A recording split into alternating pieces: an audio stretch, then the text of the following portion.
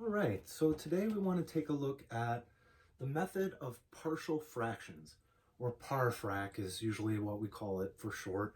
That's also how it's implemented in Mathematica and other programs as well. You call parfrac. Parfrac or partial fractions is a method for dealing with rational functions. Okay, so it's method for integrating rational functions.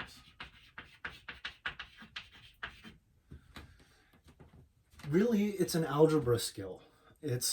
We're going to break apart a product in a quotient into a sum of terms. So it's really just an algebraic operation, but our goal is to hopefully turn it into either a log or a u sub. So that's sort of our goal. That's ultimately how they, how they end up playing out. Is our goal is ln. We want the natural log. Like if I get 1 over u or some, 1 over some linear function, that's just ln absolute value. So that's easy to integrate. Or just a straight u sub, maybe some power rule or something like that, hopefully. All right, and so how it'll go, how the method will go is, the first thing I'll do is, well, the absolute first thing I'll do is ask, can I simplify it? Now, if you hand me some rational function, I'm going to try to factor the numerator and the denominator, because if there's common factors, things simplify, then the problem is easier, right? It's simpler. So that's the first thing I'm going to try to do. Simplify, see if there's anything I can do to make my life easier. If not, the second thing I'll check is the degree of the denominator lower than the degree of the numerator? Now, if I have something like 3x squared plus 2x minus 1 over 2x plus 3, something like this. Here I've got a rational function.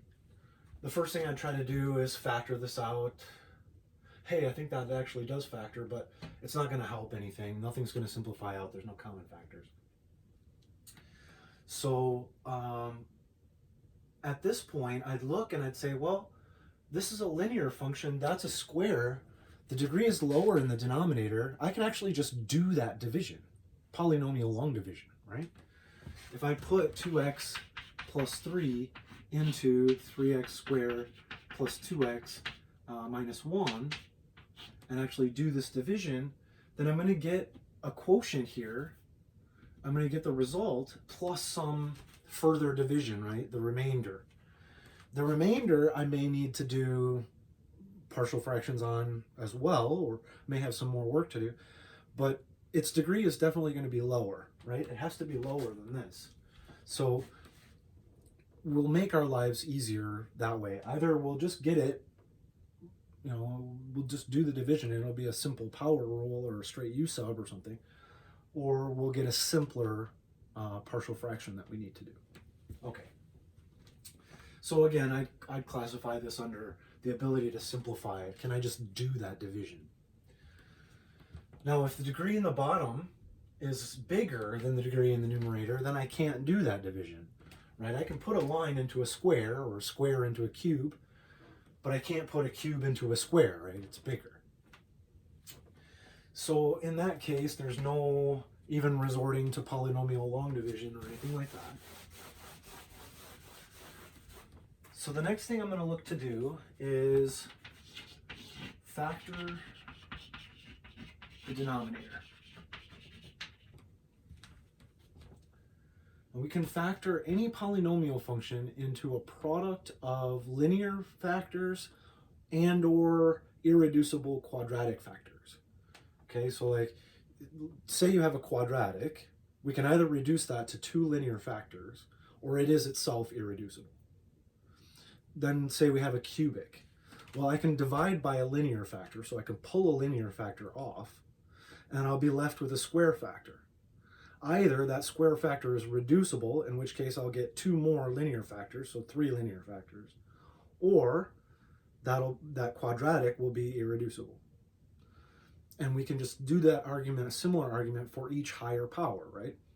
If I've got a 4th power, peel one of the linear functions off, or perhaps it's a perfect square. I could do it into 2 irreducible quadratics, or maybe 4 linear functions, or a linear function, and an irreducible quadratic. Okay, because we'll peel off that linear factor, I'll have a cubic, and I can peel off another linear factor.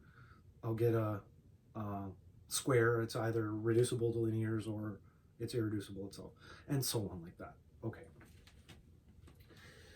So we're going to factor the denominator into linear or irreducible quadratic factors. Then I'm going to set up a sum. I'm going to set up a sum. Set up a, yeah, it's a sum.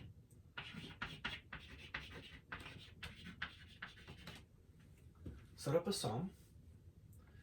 And I'll wait to we'll talk about the rules of how to set that up in just a minute. After I've got it set up, I need to solve for constants. Okay, once I've got that sum set up, I'm going to have a whole bunch of constants in there that I need to solve for. So I'll solve for those constants. It usually involves some sort of system of linear equations. We'll see techniques for that. We can either just substitute, pick convenient values of x, or equate our coefficients, but we'll see that shortly. So we got to solve for those constants. Then I'm going to rewrite my integral.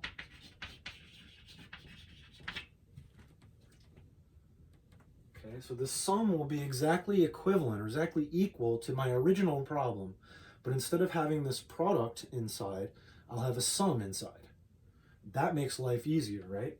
I rewrite the integral as a sum, and then I can split those sums apart and do each piece individually. Okay, so rewrite that integral and then just integrate. And we'll be done. Okay, so that's in general the method of partial fractions. In the partial fractions part is just this: factor the denominator, set up the sum, solve for the constants. But we're using it in the context of calculus, so why we're doing this is in order to deal with these integrals of rationals. So ultimately, that's what we're trying to do, is rewrite that integral and then integrate each of those pieces separately. Okay. Again, yeah, the actual operation of parfrac is just there. It's taking that product and breaking it apart. Okay, good. So that's the method. Let's just go through a bunch of different... Oh, let's first give the rules for how do we set up that sum.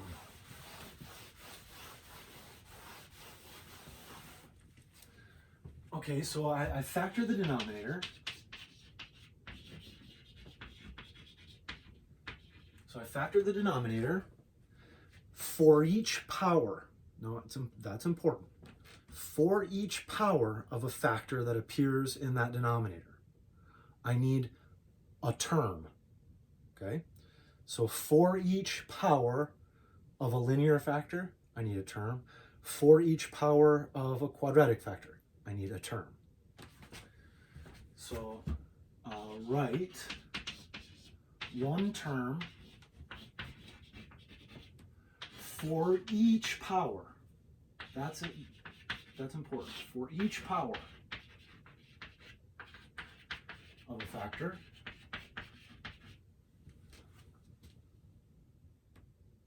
So that's the first rule. The second rule is the numerator is 1 degree lower than the denominator, or of the factor that's in the denominator. So numerator is 1 degree lower.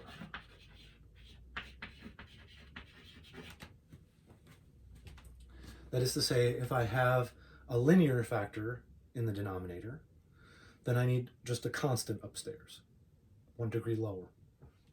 If I have a quadratic factor, irreducible quadratic factor in the denominator, I need a linear in the numerator, 1 degree lower. Okay? Those are the rules for how to set up our splits, how we split these things apart. One term for each power, and the numerator is 1 degree lower. All right.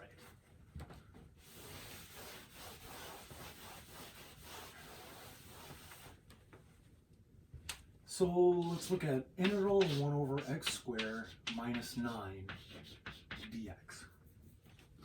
Obviously, the first thing I'm going to try to do is u sub for the denominator. If I can u sub for the denominator, that's just an ln and we're done. But my derivative would be 2x, so I need an x upstairs, and it's not there. Now, there is no factoring upstairs, right? There's just a 1 up there. So I'm not going to be able to simplify or do the division, right? And x squared won't go into a constant.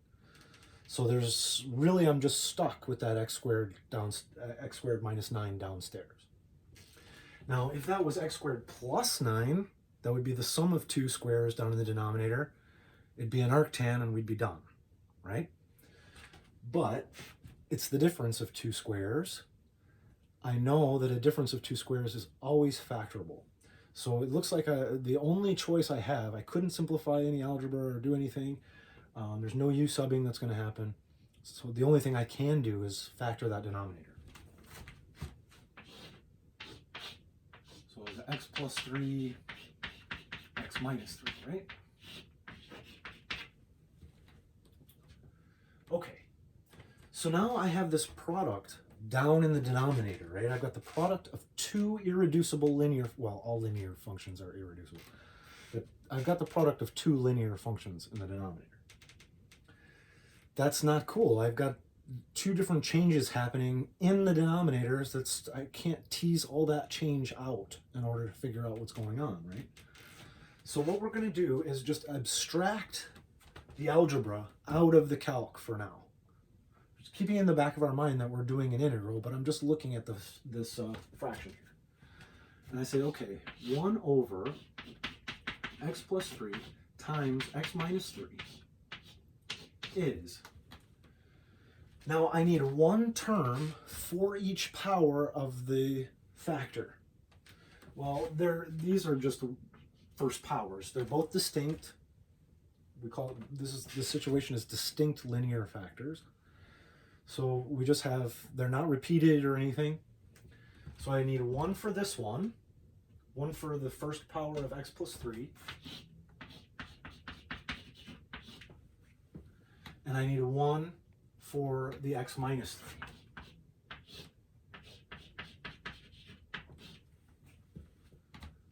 Okay, so I have 1 term for each power of the factors. Now, the numerator needs to be 1 degree lower. They're both linear, so I only need constants upstairs. 1 degree lower. So I need an A upstairs here and a B upstairs there. This is the problem that we're trying to solve now. That's what I was saying, that we're trying to solve for these constants, A and B. So what I'll do is I'll multiply by the LCD. It's always this, right? It's always this.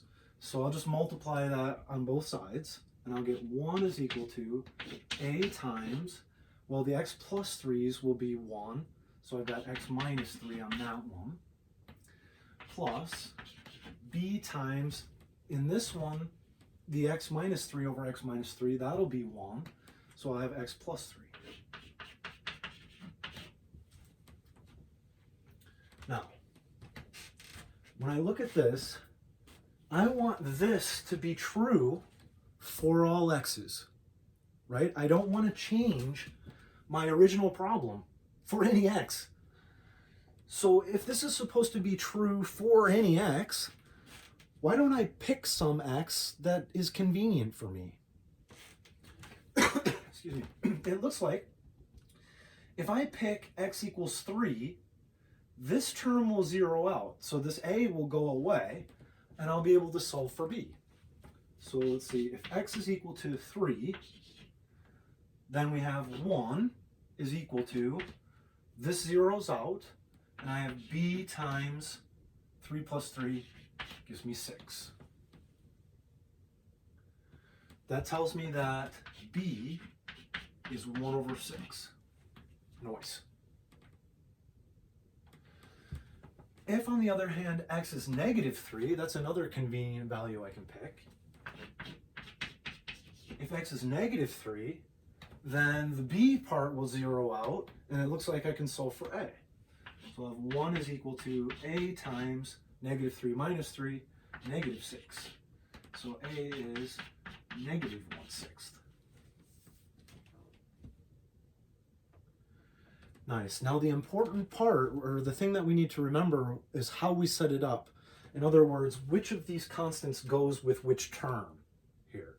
So the a, the negative 1/6, that's going on the x plus 3. So we have negative 1/6 x plus 3 plus, so there's my a over x plus 3. And then b was 1 over 6. And that's on the x minus 3.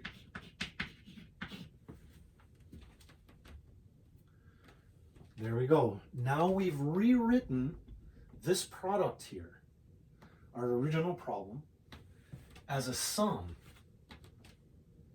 So we can rewrite our original integral. I think I've got enough space. I've got negative 1 over 6 x plus 3 plus 1 over 6 x minus 3 dx. So I've rewritten my original integral using the constants that I've solved for. But now this is a sum. So I can split that apart and do each piece separately, and they'll be stupid easy, right? We have, I'll come up here. Negative integral. I can pull the 1/6 out. And I've just got 1 over x plus 3 dx. But that's straight u sub, right? U equal x plus 3, du is just dx. I don't even have to worry about pulling a constant out of there. It's a linear function, and not only is it a linear function downstairs, but there's no slope, or the slope's just 1, right? So I don't even have to worry about that. This is easy to do. ln, absolute value of x plus 3. Right? My u sub, u is x plus 3, so du is dx. I don't even have to pull a constant out or anything. Likewise, I've got plus 1/6 the integral of 1 over x minus 3 dx. Same u, well, it's x minus 3, but the same situation. Linear function, leading coefficient is 1, so I don't even have to worry about a constant or anything. It's just plus 1/6 ln absolute value of x minus 3. Let's see, and we're done.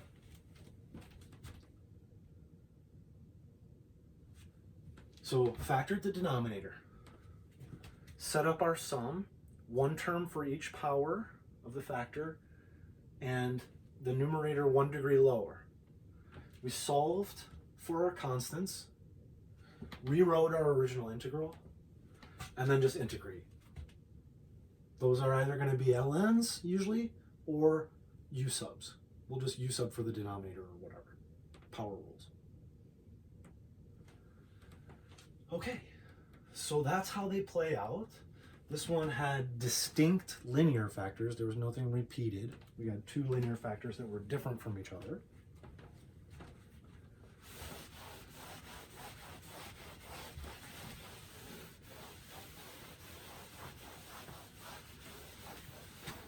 Okay.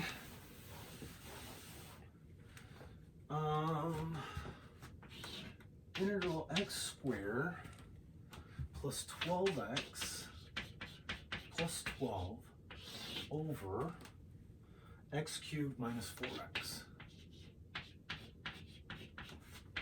dx.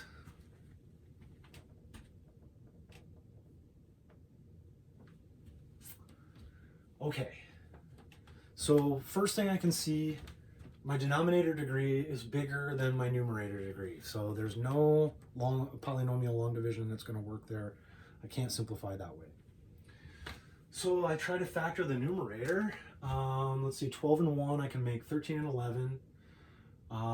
2 and 6, I can make 8 and 10. 3 and 4, I can make 1 and 7. So I can't make 12, but the factors of 12, it's not factorable. The numerator is not factorable. So there's no common factors that's going to simplify. I'm not making my life easier that way. So I'm really just stuck with this quotient, right? So I'm going to factor the denominator. I've got a GCF of x here, x squared minus 4. That's a difference of 2 squares. That's easy to factor. X plus 2, x minus 2. Okay, so I factored the denominator. And what I'm saying is, we're going to abstract this piece out of the integral. We've got x squared plus 12x plus 12 over x times x plus 2 times x minus 2 is. So I factored that denominator, and now I got to look. What's my situation? Well, I got a linear factor here, not repeated.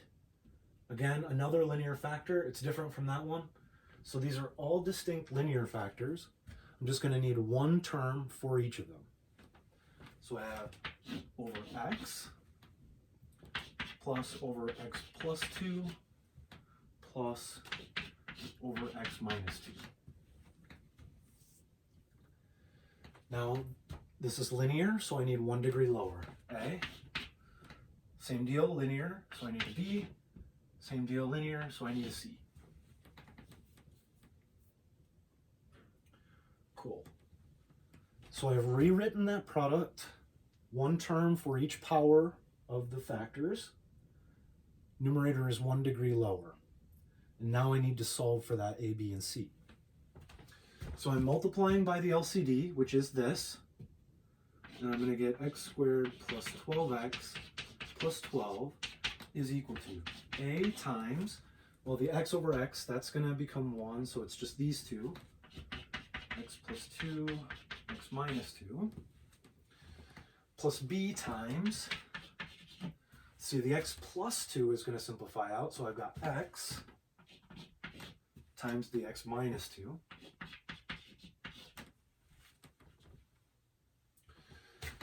Plus C, x times x plus 2, right? The minus 2 is going to simplify out. Okay. And now I'm going to look and see, are there any convenient values of x that I can pick that's going to give me anything nice? Let's see. If I pick x is 0, that'll zero out this C term. It'll zero out this B term. This will not zero out, so I'll be able to solve for A if x is 0. Gets rid of these two. So if x is 0, I've got 0 squared plus 12 times 0, so 0. 12 is equal to A times, now I'm just plugging in 0 for x, right? These are gone. 2 times negative 2. So that's negative 4a. So a is negative 3.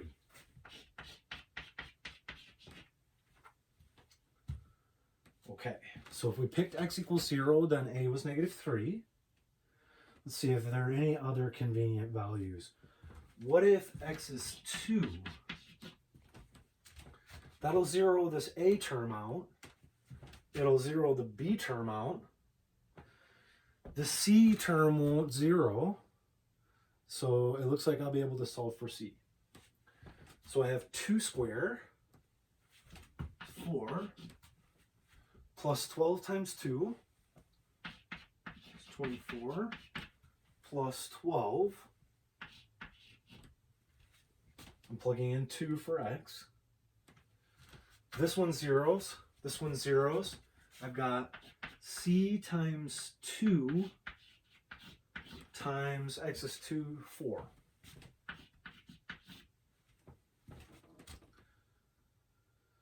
So it looks like 1640. 40 is equal to, this is 8c. So c is 40 over 8, c is 5.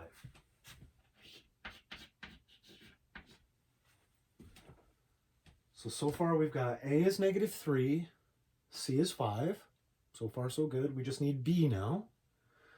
Let's see, if I pick x equal -2, what will happen? This will zero out, the a will zero, b will not, c will zero out. Okay, so -2 will let me solve for b. -2 squared is 4, plus 2 times -2 is -24, plus 12 is equal to, and the -2, this a zeroes out, the c zeroes out, so I have b times -2 times -4.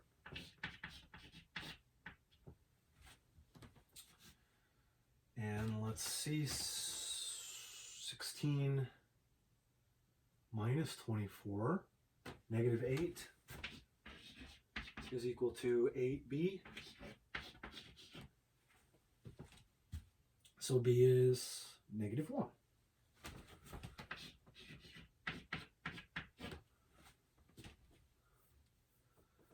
Nice. So we know what a is -3, b is -1, and c is 5. Excellent. Now we have the ability to rewrite our original problem in terms of these sums here, right here. So let's see, I've got integral. A is -3, so I might as well pull the -3 out, 1 over x. It's a over, well, let me not do it yet, just because we're rewriting that. I don't want to do 2 things at once, so I'm rewriting it. A is -3. B is -1, so the -1 goes over x plus 2.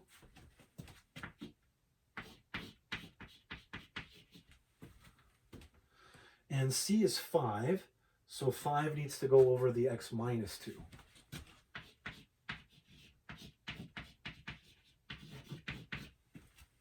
There we go. We've just simply rewritten the same integral. These are exactly equal by solving and splitting this apart using the partial fractions. Okay, so this is -3 ln. No problem. Then I've got minus, again, we have the same situation. Linear function downstairs, leading coefficient is 1, so I don't even need to worry about pulling constants out. du is dx. So it's just minus ln absolute value of x plus 2 plus 5 ln absolute value of x minus 2 plus a c. Did I run off the, oh, I'm very close. We fit the whole thing in there.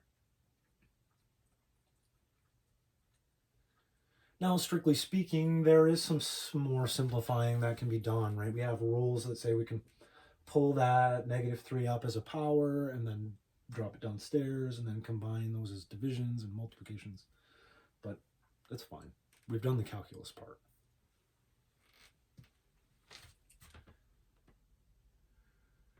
Okay, so there's another example of distinct linear factors. We had 3 distinct linear factors. We had 1 term for each of those factors, and the degree is 1 lower, so just constants on top.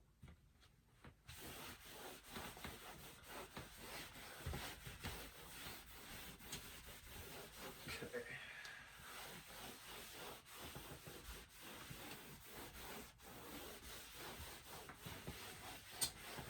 next one, let's look at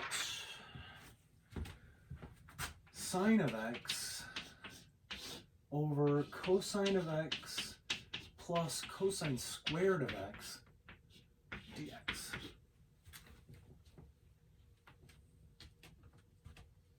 Okay. So we already can see that we've got trigonometric stuff in here. So initially, our factoring idea or any sort of simplifying in that manner, it's just already out the window. I can substitute 1 minus the sine square for the cosine square, but then I've got a cosine plus 1 minus sine square, and I haven't done anything good, right? If I u sub for that, then I have to have a whole mess of derivatives upstairs, and I don't have it. Okay, so simple u sub stuff, no, that's not going to work. I don't have the extra stuff. But that's screaming downstairs, isn't it? This is quadratic-like, where cosine is the x. It just looks like x plus x squared to me, right? Where x is cosine of x. So I go, okay, if I could u sub for the cosine, then I just have like a quadratic function downstairs. It'd be easy peasy. But I need du in order for that to work. So let's say I just want to sub in u equal cosine of x, because then this is going to be u plus u squared. Just a quadratic downstairs. Well, du is negative sine of x dx. This negative doesn't bother me. I can just pull that outside. And I have sine of x dx. So awesome. That's going to work. Sine of x dx, that's just du. I've got a negative I need to pull outside. And then downstairs, I just have u plus u squared.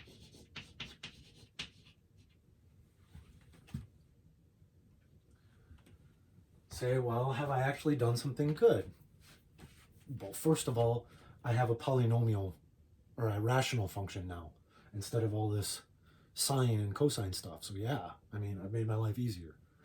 And this is mind-numbingly easy to factor.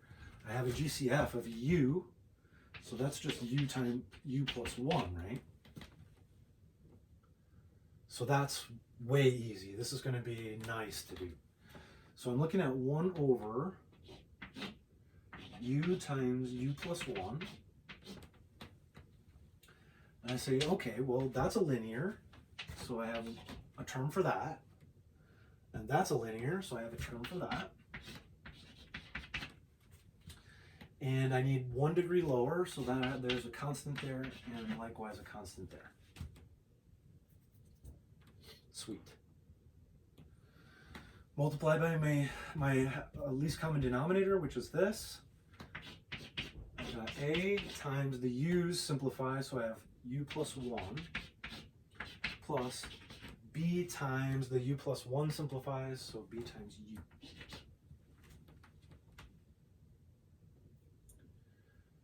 Nice. So let's see, if u is 0, this one will go away, and I'll get that, well, 1 times a is 1, so a is 1.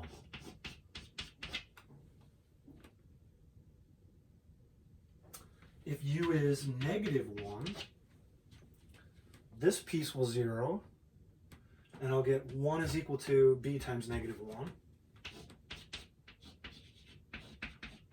So b is negative 1.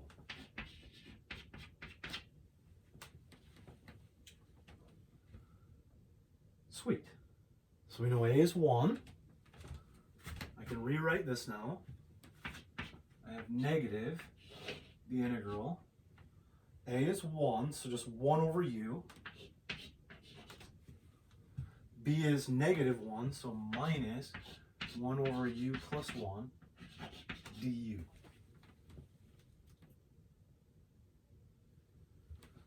This is negative ln of absolute value of u plus ln absolute value of u plus 1. Again, we have that linear situation where the leading coefficient is 1, and so we don't even have to worry about pulling a constant out or anything. Nice. Now all I need to do is remember what was u. U is the cosine. So we have ln, absolute value, the cosine of x, plus ln, absolute value of the cosine of x, plus 1, plus c. Now that's fine. We're done. We've done all the calculus. I think we could make that look a little bit prettier. Since it's only two of them, it's not much work. We know that there's a subtraction rule, right? ln, absolute value of cosine of x plus 1 over the cosine of x. And that would be 1 plus 1 over the cosine, which is the secant. Let's see. ln 1 plus the secant. Let's see. It's a little prettier, I'd say. It's just 1 ln and 1 of l rather than 2, but blah, whatever. These are all equivalent, right?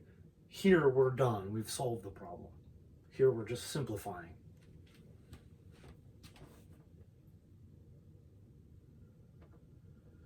Sweet. So there was one that sort of wasn't, it didn't look like it was going to be, but just doing a nice little U sub, we can turn it into a parfrac and get it done that way. No problem.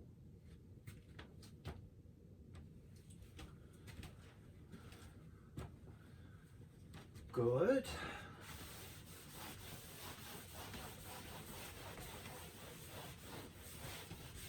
So far, when we've split and started to solve for our constants, we've been able to solve for all of them just by picking convenient values of x or u, and picking values and solving.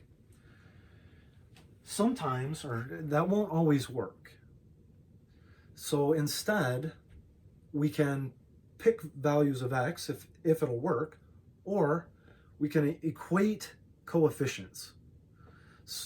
I'll show you what, we'll look at an example of when that happens. Let's see.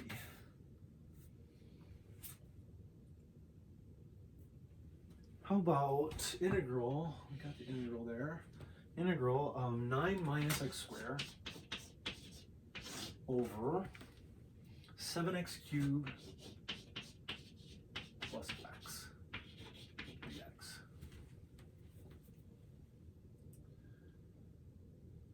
Okay. Well, clearly the numerator is a difference of 2 cubes, or a difference of 2 squares, excuse me. So it's 3 minus x, 3 plus x. That's easy to factor. I do have a GCF, but I'm going to get 7x squared plus 1 and an x outside. There's no common factors or anything. There's no simplifying that I can do. Okay, because what I'm saying is I have 3 plus x, 3 minus x, and here I have x, 7x squared plus 1.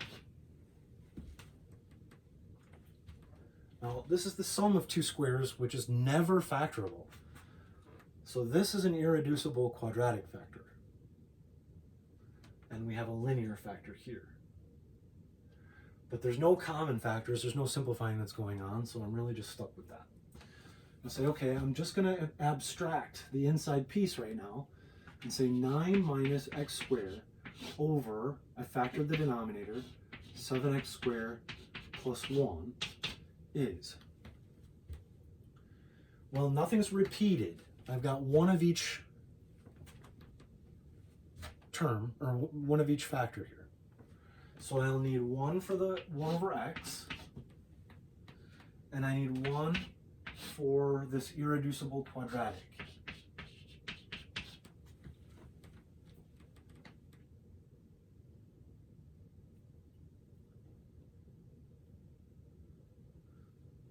All right. Now, I've got one term for each of the factors, for each power. They're only power 1 though. And now I need 1 degree lower for the numerator. So here I have a linear, I just need a constant upstairs. Here I have a quadratic, that means I need a linear up here. Bx plus c. Now mx plus b, but we're just using consecutive letters, whatever. So here I have a quadratic factor downstairs, 1 degree lower is a linear. Here I had a linear, 1 degree lower is a constant. There we've got it split apart. Now we're on the road of solving for A, B, and C. Okay? So I'm going to multiply by the LCD, which is this.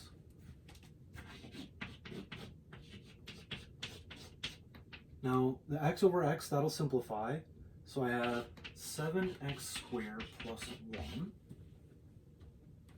plus, I've got this bx plus c times, well, the 7x squared plus 1, that'll simplify, just x.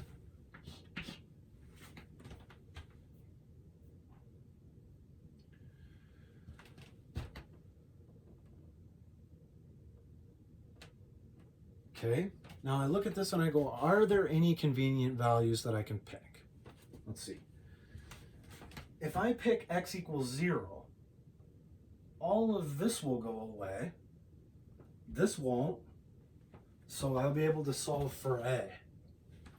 So if x is 0, I have 9 minus 0 is 9, is equal to a times 7 times 0 is 0 plus 1. This tells me that a is 9. Sweet. So if x is 0, a is 9. Fantastic. But now I'm stuck. There is no convenient value of x, no real value that I can pick. This is a square, so it's always non-negative. I need this term to be equal to -1 in order to zero the a out. This term can't ever be equal to -1. It's a square. So I'm stuck there. There is no convenient value. So what I'm going to do instead is simply distribute everything out, gather together my like terms, and then equate the coefficients on both sides. Because I know what's over here on the right-hand side is equal to this over here on the left-hand side. So I'll show you what I mean. 9 minus x squared is equal to, we have 7ax squared, 7ax squared plus a plus bx squared plus cx, and I think that's it. Distribute that a through, distribute the x through, looks good. Now, I'm looking at my squares. It's 9 minus x squared. So I have 7a plus b x squareds. That takes care of the x squareds. I have only the cx there. That's the only x's. Cx takes care of the x's.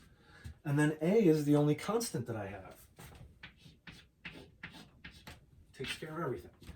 Now, let me turn this around so that it's in standard form and it'll make it easier to see what we're doing here.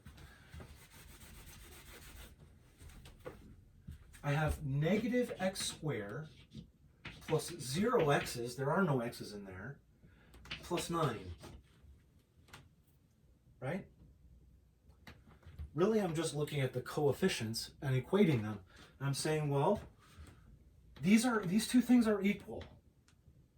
So that means that 7a plus b, the coefficient in front of x squared over on this side, has to be equal to the coefficient that's on x squared on this side.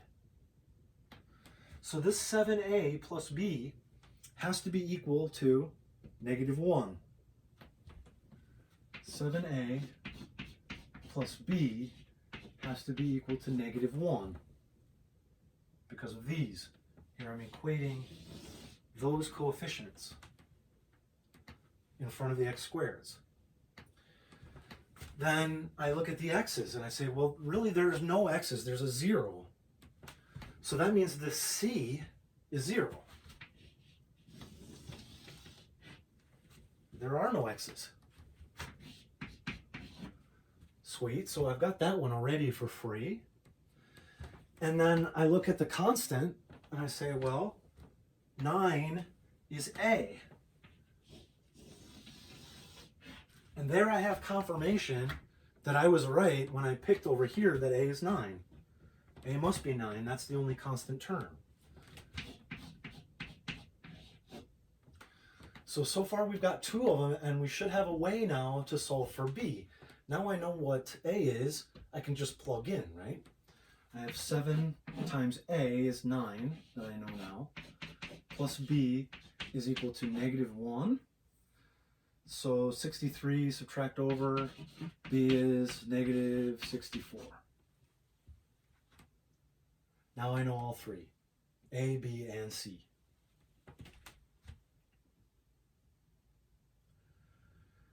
So I can rewrite this original integral. I'm going to rewrite this.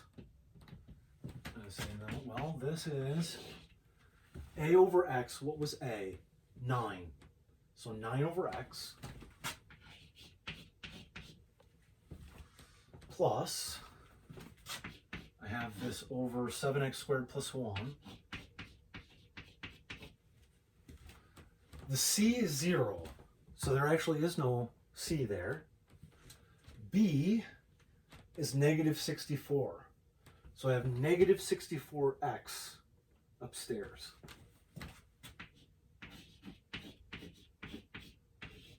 Dx. So I've just rewritten a is 9, b is -64, x, and c is 0. Okay. Nice. This one is a straight log. That one's easy to do. This is in fact a u sub. It works as a u sub because we've got the x upstairs. So it'll just be straight u. Let's see how that goes.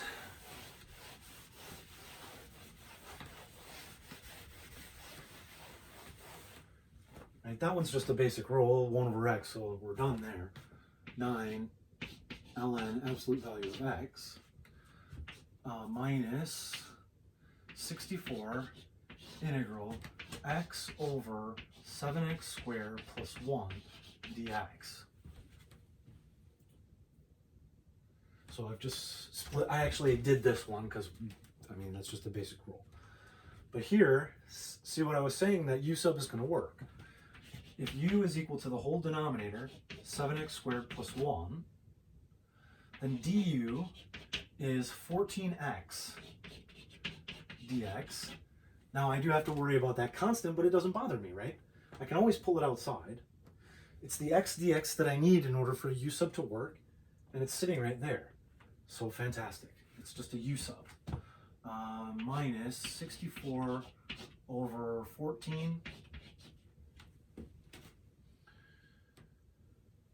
integral the x dx, that's just du. We pulled the 14 out, and I've just got 1 over u.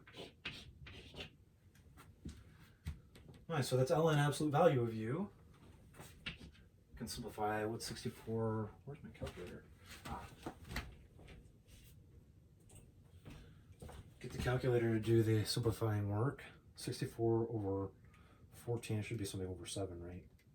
32 over 7, yeah, easy enough. So 32 over 7 ln absolute value of u, which is 7x squared plus 1. 7x squared plus 1. And we had this 9 ln x out here. And don't forget your plus c, we're good to go. So the first piece was just a straight ln. Second one was a u sub ln.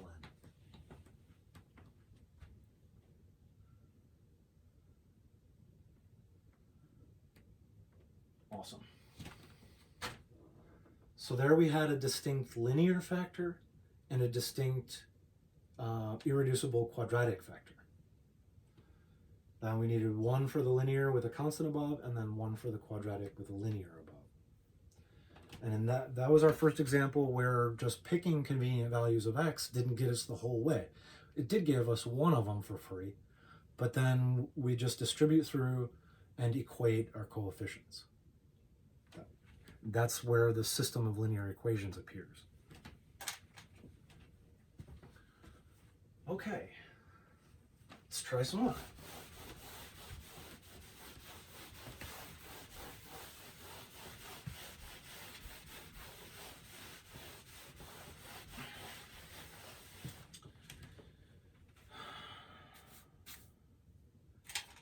How about 5x minus 2 over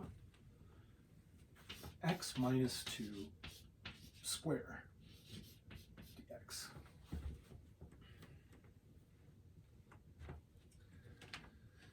Well, first, I can't put a square into a linear function, so polynomial long division not going to work. I can't u sub, excuse me, because I've got the 5x minus 2 upstairs, and my derivative is not going to work, right? Derivative of x minus 2 is just 1. I could split it and try, but why do that? The denominator's already factored for me. I can see that I have a repeated linear factor downstairs. So this is already almost begging to be parfrac. This is a repeated linear factor, so I'm rewriting 5x minus 2 over x minus 2 squared. Now this is where we need one term for each power of that factor. So I need one term for x minus 2 to the first power, plus I need one term for x minus 2 to the second power.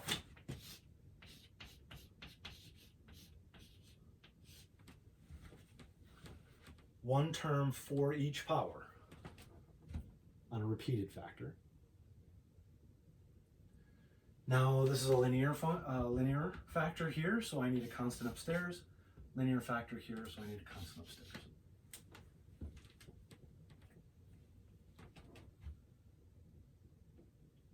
Nice. Now I'm multiplying over by the LCD, which is this. 5x minus 2. I'll have one of those left on this one. Right, one of them will simplify out. X minus 2. Over here, oh, x minus 2 squared over x minus 2 squared, that's just 1. So I've just got a b here. Now if x equals 2, this will zero out. And I'll get 10,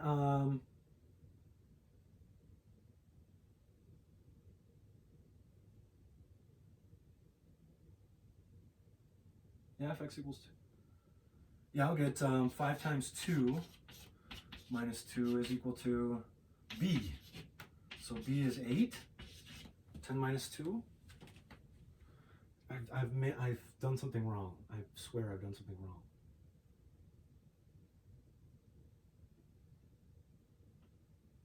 Made an algebra error.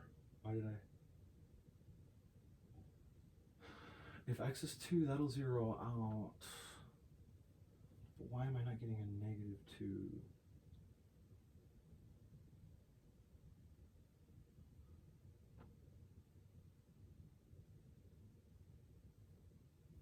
I'm sorry, I feel like I'm getting...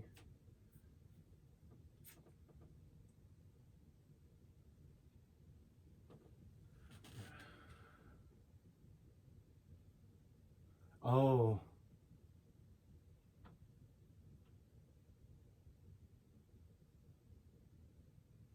Oh, okay. Sorry, I'm sorry. I was just staring off into space there for a second. I made a mistake in my practice when I practiced. I was looking at this number and I'm like, that doesn't look familiar. I think I got something different. I'm making an error here. I made an error in my practice, sign error. So this looks right. If x is equal to 2, this will zero out.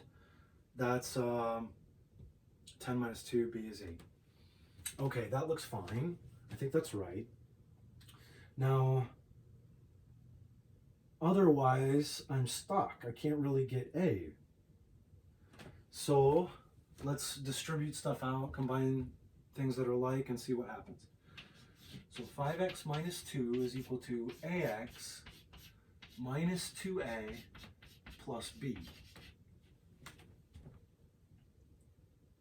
Aha, Well, we get that a is equal to 5.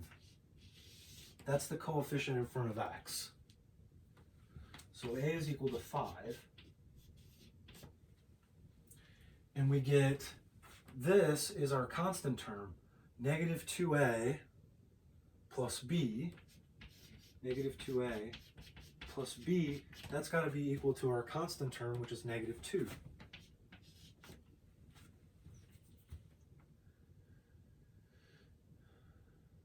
But we know that a is 5. We got that from here.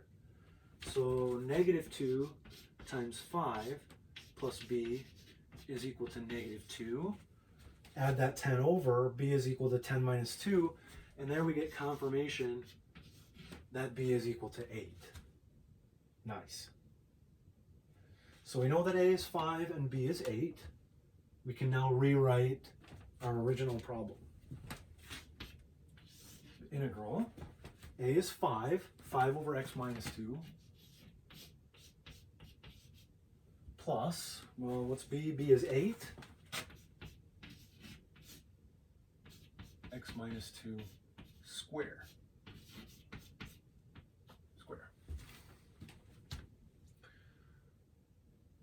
All right. This is a linear factor with a leading coefficient of 1. This is just an ln. 5 ln, absolute value of x minus 2. Don't even have to worry about pulling the constants out. The other one, that's a u sub, right? It's easy peasy. It's power rule.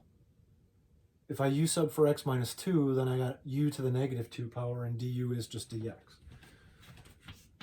So I have integral, I'm going to pull the 8 out, 1 over x minus 2 squared dx.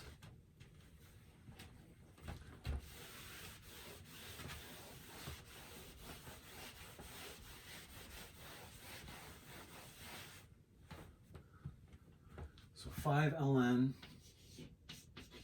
absolute value of x minus 2.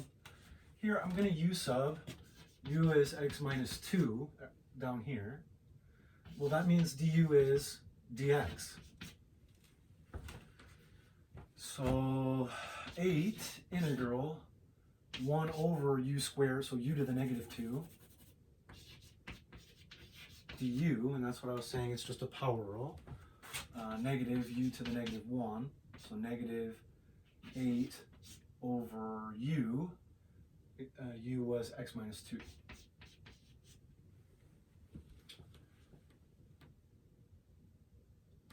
Okay. So yeah, well, bringing this down, let me just rewrite the whole thing. 5 ln, absolute value of x minus 2. That was this first piece, we just did that. Here we had a u sub, we got negative 8 over x minus 2 power rule plus a c.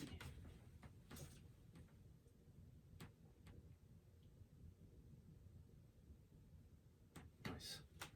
So in that one we had a repeated linear factor.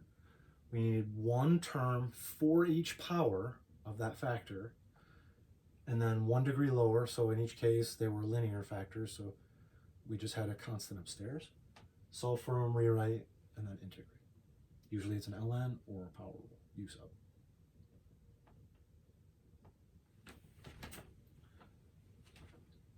Good, all right.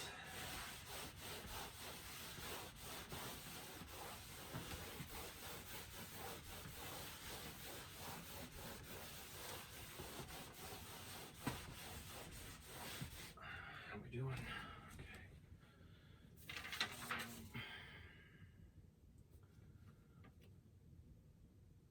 Two more. Let's see, integral of 8x cubed plus 13x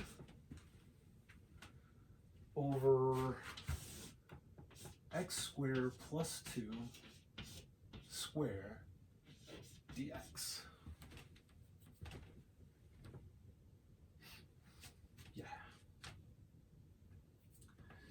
Okay, now I do have a GCF of x upstairs, so I can pull an x out, but then I've got 8x squared plus 13. I don't have that downstairs, so there's no simplifying that's going to happen. looks like I'm basically just stuck with this quotient, right? Say, okay, well, this here is the sum of two squares, right? Because it's the square root of 2 squared. And I know that the sum of two squares is never factorable. So that is an irreducible quadratic. And it's repeated. I have it twice. So it's already factored out. I don't need to do anything else. I can't reduce this any further. So I just have to run with this, and it's already factored, which is nice. So we have 8x cubed plus 13x over x squared plus 2 squared. Now, I need one term for each power on my term, or on my factor there. So I need an x squared plus 2 plus x squared plus 2 squared. One for each power of that factor. And now this is an irreducible quadratic, so I need the numerator to be 1 degree lower. I need a linear function. Ax plus b. Likewise, over here, this is an irreducible quadratic factor, so I need a linear function. Cx plus d.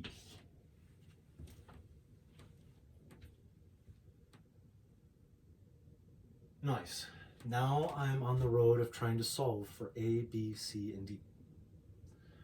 Multiply the LCD over, which is this, 8x cubed plus 13x is equal to ax plus b times, well, one of those will become 1, so I have x squared plus 2. On the next one, I've got the cx plus d times, well, x squared plus 2 squared over x squared plus 2 squared, that's just 1. Very good. Now, I really don't see any convenient values of x that I could possibly use. This is a square, I can't possibly zero this out. If I use 0 here on x, I'm still going to end up with this mess with b's and d's and stuff. So there's no convenient values of x to pick. So I'm just going to distribute stuff out and equate my coefficients. So first we've got ax cubed plus 2ax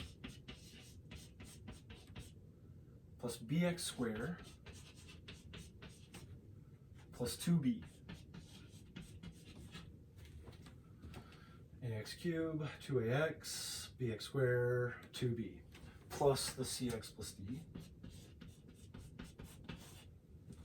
And that's equal to the 8x cubed plus 13x over here. And now let's simplify. I don't have any other cubics. There's only this a x cubed, which I can immediately see a is 8. Now over here, I'm going to just write them all. Normally we wouldn't, because just say, oh, well, it's 0. But to make it obvious, we've got 8x cubed plus no x squareds plus 3x's plus no constants. Okay, so here I can see that the coefficient in front of x cubed, a, is 8.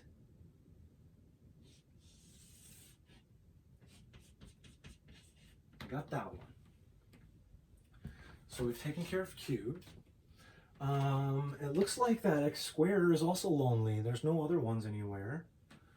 So I've just got b x squared here. Well, I look over here and I go, the coefficient on x squared is 0. There is no x squared term. So that means that b has to be 0.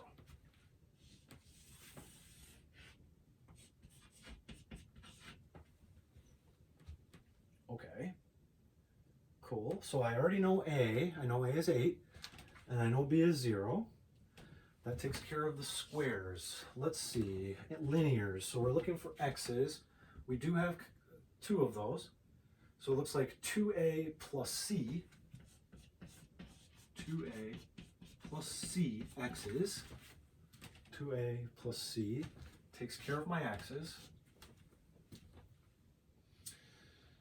And so I look and I say, what is the coefficient on x? Well, it's 3. So this is telling me that 2a plus c has to be equal to 3.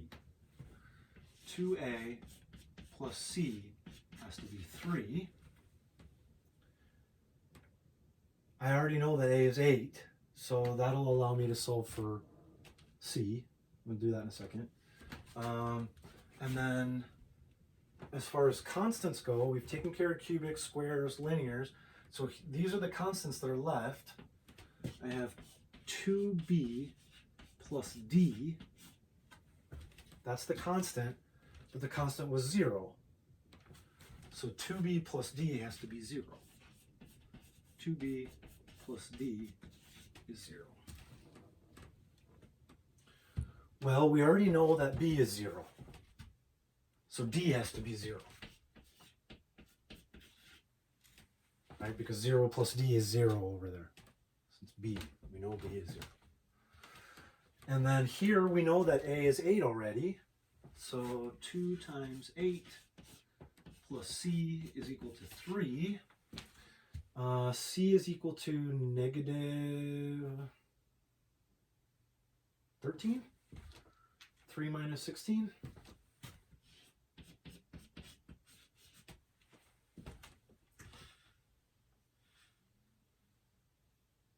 Three minus 16.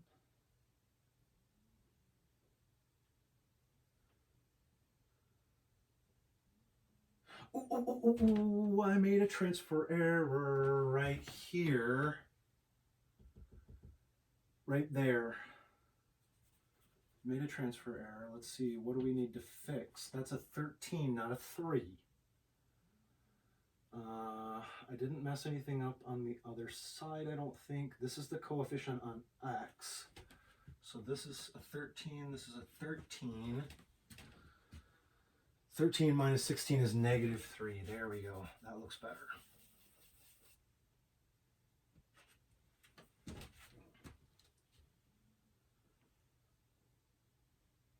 Nice. So now I think we know everything. We know A is 8.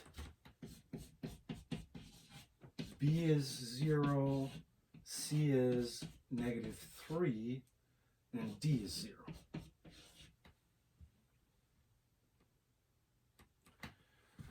Good. With that information, we can rewrite our original problem. Rewrite the integral as we have A, 8x plus 0. So there's an 8x over x squared plus 2. That's my ax plus b, where b was just 0.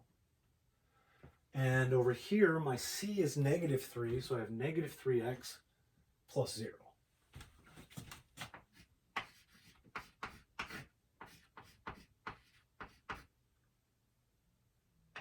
X squared plus 2 squared dx. Now both of those are going to be successful u-subs. They have the x's upstairs, right? So if I u-sub for everything down here, I'll get a 2x, but I've got the x upstairs. Here, same deal. I'm going to u-sub. So this will be an ln, and this will be a power rule. Easy peasy. They're both u-subs with the same u.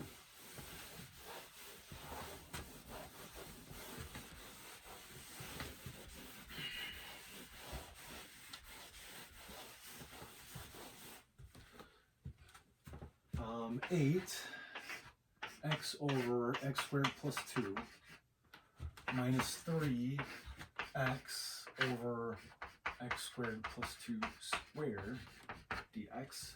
In either case, I'm going to use u is equal to x squared plus 2, which means du is 2x dx. So I need to pull the half out. But otherwise, I've got the x dx. Oops, there's a dx missing. I've got the x dx upstairs, so we're fine. in both cases here. This one's going to be an ln, like I say, because it's just 1 over u, and this one's going to be a power rule because it's u to the negative 2. So 8 integral, we'll bring the half out, so 8 over 2. The x dx, that's just du, and I've got 1 over u. Noise. Minus the 3 integral. Bring out the half. X dx is du. And I've got u to the negative 2, 1 over u squared. So that's negative u to the negative 1, so 1 over u. So plus, because the negative, 3 halves. It's over u to the first power. U was x squared plus 2. So this is negative u to the negative 1, which is negative 1 over u, and then just plug in my u. Over here, that's just ln absolute value of u. So 4 ln absolute value u is x squared plus 2. Plus c, and we're done.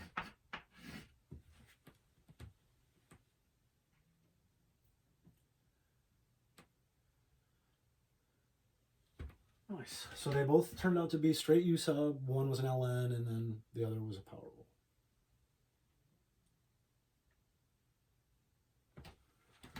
Cool. Let's do one more, and then will probably be enough.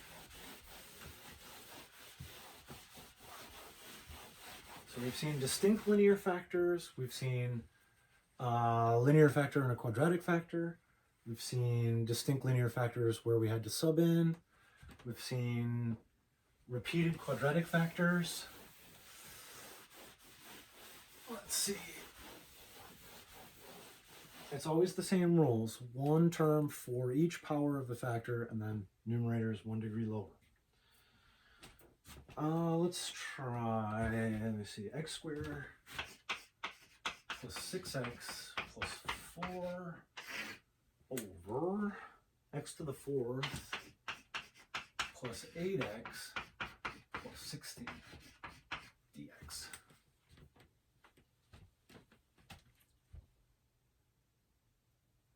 Cool. First of all, I can't put a 4th degree into a 2nd degree. So polynomial long division is not going to happen.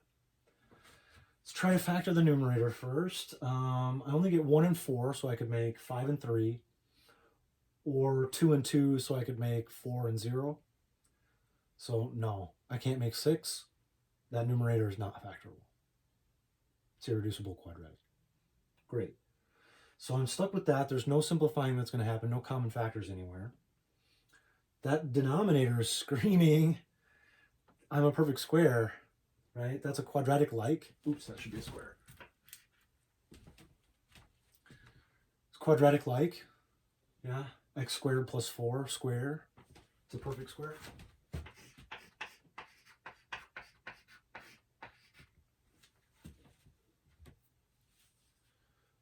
All we have to do is take the square root of the first, square root of the second, and then double check that the middle one is 2 times the product, right? So square root of that one is x squared, square root of that is 4, the product is 4x squared, double it is 8x squared, and yep, that's a perfect square. Sweet. Okay, so we have an irreducible, this is a sum of 2 squares. Sum of 2 squares is never factorable. So we have an irreducible quadratic factor that's repeated again. So let's see, we're going to abstract this, x squared plus 6x plus 4 over x squared plus 4 squared. We need one term for each power of that factor. So x squared plus 4, and then x squared plus 4 squared. These are irreducible quadratic factors, so I need 1 degree lower linear functions upstairs. Ax plus b And likewise here, this is irreducible quadratic, so I need cx plus d, linear factor. Now I'm on the road of solving for a, b, c, and d. Multiply LCD over. X squared plus 6x plus 4 is equal to, we have ax plus b times, one of those will get simplified, so x squared plus 4.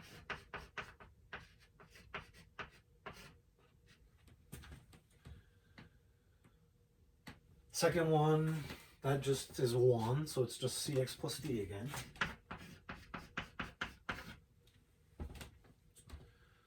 Very good. Again, there is no way I can zero that out. There is no real number that will make x squared equal to negative 4. So I'm just going to distribute out. X squared plus 6x plus 4 is equal to ax cubed 4ax bx squared 4b plus cx plus d. Now, already we can see that a is 0, right? There is no cubic factor over here, or cubic term. 0x cubed plus x squared, 1x squared, plus 6x plus 4. Ax cubed. There was no other ax cubed, so that's, we can see that a is 0.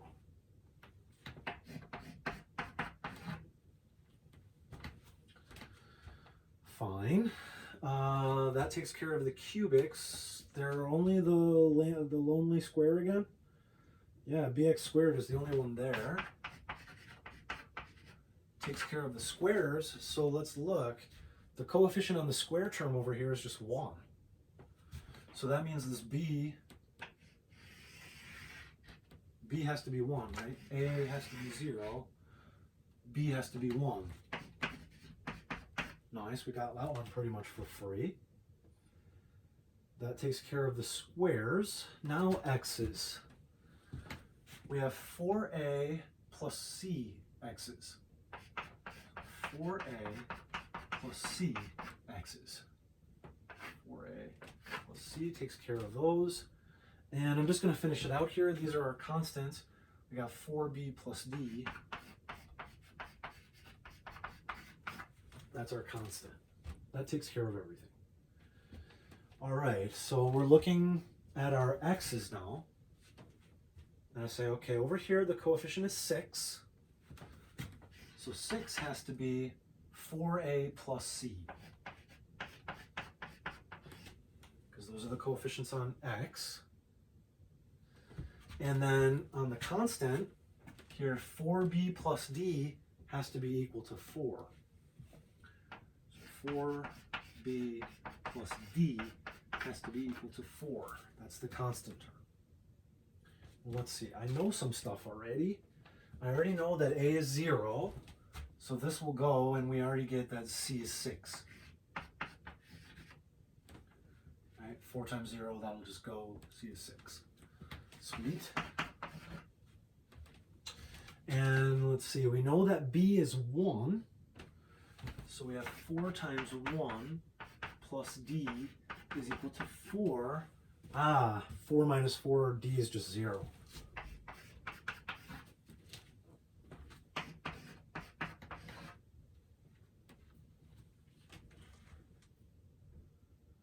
Nice. B is 1, A is 0, C is 6, and D is 0.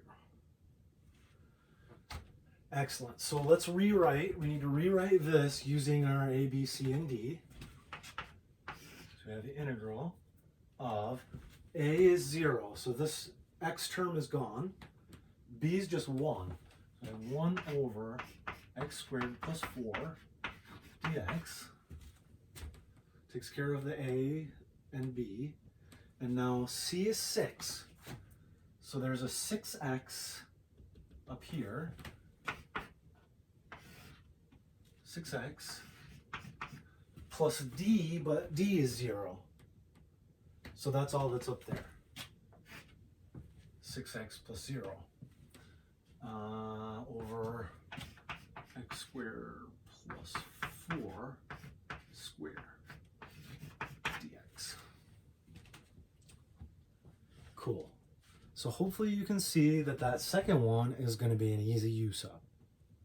We do have to worry about pulling the half out, but otherwise it's not a problem because we do have the x dx upstairs, and when I do that derivative downstairs, right, I'm going to get 2x.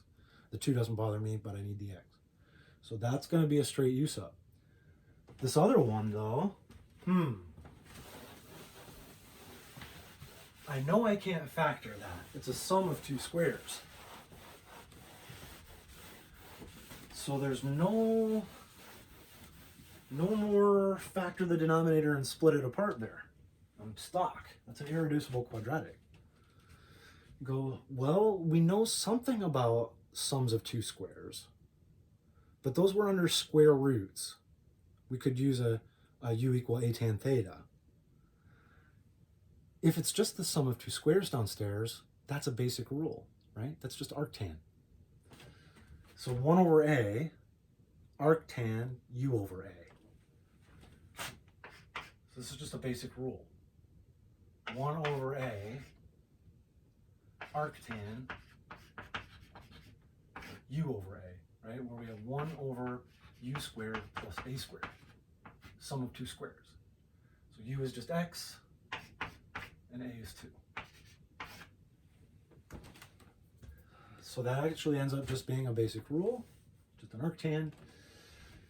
Here we've got 6x over x squared plus 4 squared dx. We're going to u for x squared plus 4, which means du is 2x dx. 1/2 du is the x dx. So I have 3, let me bring it over here.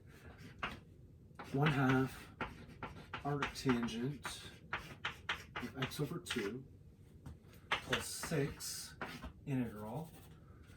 It's u to the negative 1/2, right? Sorry, pull that half out, so that's a 3. It's u to the negative 2 du.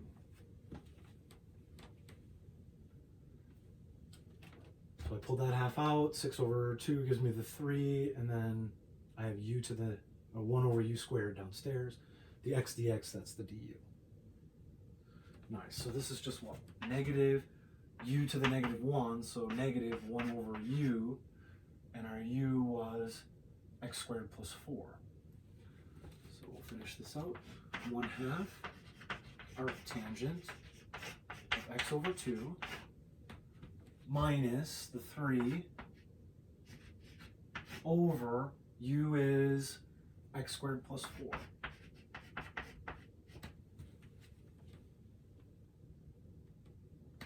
Plus c, and we're done.